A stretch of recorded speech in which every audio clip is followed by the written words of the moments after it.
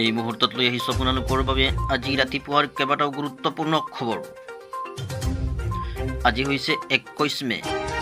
আজি ৰাতিপুৱাৰ প্ৰথমটো গুৰুত্বপূৰ্ণ খবৰ হৈছে পুনৰ নগাঁও জিলাৰ উপৰিও কেইবাখনো জিলাৰ অতিৰিক্ত আৰক্ষী অধীক্ষকক বদলি।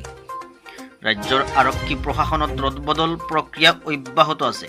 জোনমণি ৰাভা কাণ্ডৰ পাছত প্ৰথমে নগাঁও জিলাৰ ভিতৰত ১৫০ শতাধিক আৰক্ষী কনিষ্টবলক বদলি কৰাৰ পাছত যোৱাকালি নগাঁও আৰু লখিমপুৰৰ আৰক্ষী অধীক্ষকক বদলি কৰা হৈছিল। নগাঁও জিলাৰ আৰক্ষী অধীক্ষক লীনা দলেক নগাঁও জিলাৰ পৰা হাইলাকান্দিলৈ বদলি কৰাৰ বিপৰীতে হাইলাকান্দিৰ আৰক্ষী অধীক্ষক নৱনীত মহন্তক নগাঁও জিলালৈ বদলি কৰা হৈছিল। একেদৰে লখিমপুৰ জিলাৰ আৰক্ষী অধীক্ষক বেদান্ত মাধৱ ৰাজখোৱাক IGP স্পৰ্টছ হিচাপে বদলি কৰাৰ পিছতে আনন্দ মিশ্ৰক লখিমপুৰ জিলাৰ আৰক্ষী অধীক্ষকৰ দায়িত্ব দিয়া হৈছিল। ইয়াৰ পাছতে ৰাজ্যৰ গৃহ বিভাগৰ পৰা জাৰি হোৱা আন এক নিৰ্দেশনা অনুসৰি আন কেইবাখনো জিলাৰ শীৰ্ষ আৰক্ষী বিষয়াক ৰদবদল কৰা হৈছে। মৰিগাঁও জিলাৰ অতিৰিক্ত আৰক্ষী অধীক্ষক তথা অসম আৰক্ষী সেৱাৰ বিষয়া সুপ্ৰতীপ লাল বৰুৱাক নগাঁও জিলাৰ অতিৰিক্ত আৰক্ষী অধীক্ষক হেডকোৱাৰ্টাৰ হিচাপে বদলি কৰা হৈছে।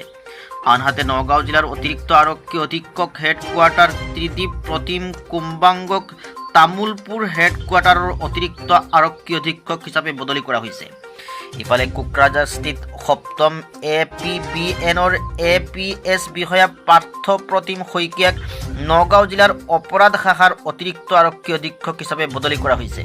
পূৰ্বে নগাঁও জিলাৰ এই দায়িত্বত থকা ৰূপজ্যোতি কলিতাক ইতিমধ্যে হেডকোৱাৰ্টাৰ ক্লজ কৰা হৈছে। পুনৰ শেহতীয়া এই নিৰ্দেশনাত ৰূপজ্যোতি কলিতাক অসম আৰক্ষীৰ মুখ্য কাৰ্যালয়ৰ সৈতে সংলগ্ন কৰাৰ কথা কোৱা হৈছে। আনহাতে STFৰ অন্তৰ্গত কাজিৰঙা ৰাষ্ট্ৰীয় উদ্যানৰ অতিৰিক্ত আৰক্ষী অধীক্ষক ধ্ৰুৱজ্যোতি নাথক মৰিগাঁও হেডকোৱাৰ্টাৰৰ অতিৰিক্ত আৰক্ষী অধীক্ষক হিচাপে বদলি কৰা হৈছে।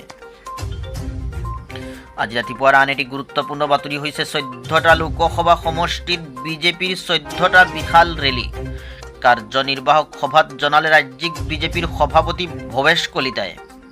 ভাৰতীয় জনতা পাৰ্টি অসম প্ৰদেশৰ কাৰ্যনিৰ্বাহক সভাখন যোৱাকালি শ্ৰীমন্ত শংকৰদেৱ কলাক্ষেত্ৰ আন্তৰ্জাতিক প্ৰেক্ষাগৃহত অনুষ্ঠিত হৈ যায়।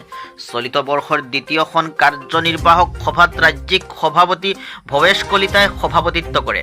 শনিবাৰে সভাত মুখ্যমন্ত্ৰী ডক্টৰ হিমন্ত বিশ্ব শৰ্মা, কেন্দ্ৰীয় মন্ত্ৰীদ্বয় সৰ্বানন্দ সোণোৱাল, ৰামেশ্বৰ তেলী, বিজেপিৰ ৰাষ্ট্ৰীয় সাধাৰণ সম্পাদক দিলীপ শইকীয়া, ভাৰতীয় জনতা পাৰ্টিৰ উপ সভাপতি তথা অসমৰ প্ৰভাৰী বয়োজন্ত জয় পাণ্ডা, সহপ্ৰভাৰী পৱন শৰ্মা আৰু উত্তৰ পূবৰ সমন্বয়ক তথা ৰাষ্ট্ৰীয় মুখপাত্ৰ সম্বিত পাত্ৰ উপস্থিত থাকে।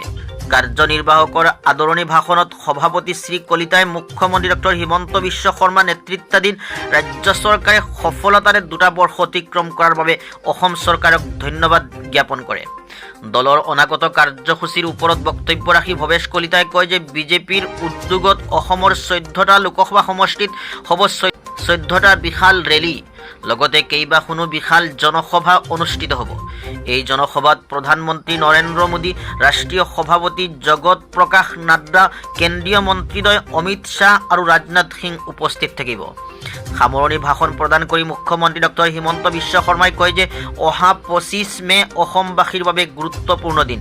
উক্ত দিনা কেন্দ্ৰীয় গৃহমন্ত্ৰী অমিত শ্বাহৰ উপস্থিতিত 45,000 যুৱক যুৱতীক নিযুক্তি পত্ৰ বিতৰণ কৰিব।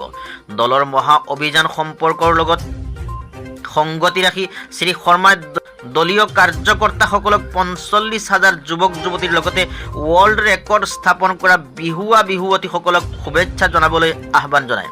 কাৰ্যনিৰ্বাহক সভাত ৰাজ্যিক বিজেপিৰ বিষয়ববীয়া, মুখপাত্ৰ, জিলা সভাপতিৰ লগতে সকলো কাৰ্যনিৰ্বাহক সদস্য উপস্থিত আছিল। আজি ৰাতিপুৱাৰ পৰৱৰ্তী আন এটি গুৰুত্বপূৰ্ণ বাতৰি হৈছে এইবাৰ বিদ্যালয়ৰ শিক্ষকৰ পোছাক বিধি। শিক্ষকে পৰিধান কৰিব নোৱাৰিব এইসমূহ পোছাক। এই নিৰ্দেশনা জাৰি কৰিছে অসমৰ শিক্ষা বিভাগে। এইবাৰ শিক্ষকৰ বাবে পোছাক পৰিধানৰ ক্ষেত্ৰত নিৰ্দেশনা জাৰি কৰিছে শিক্ষা বিভাগে। এতিয়াৰে পৰা ৰাজ্যৰ বিদ্যালয়সমূহত শিক্ষক শিক্ষয়িত্ৰীয়ে কেনেধৰণৰ পোছাক পৰিধান কৰিব লাগিব সেয়া শিক্ষা বিভাগে নিৰ্ধাৰণ কৰিব। এই সন্দৰ্ভত শিক্ষা বিভাগে এক নিৰ্দেশনা জাৰি কৰিছে।